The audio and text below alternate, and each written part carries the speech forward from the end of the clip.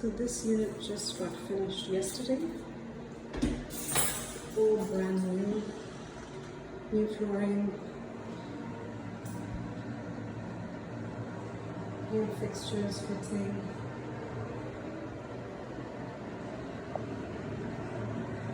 Nice storage area as well. Really good natural light, and it's on the side of the building, so you don't get any street noise back here, which is nice. And that is the alleyway that leads to the garden. It's got a good sized living area with a really big floor length double door mirror, closet, really spacious, very deep closet.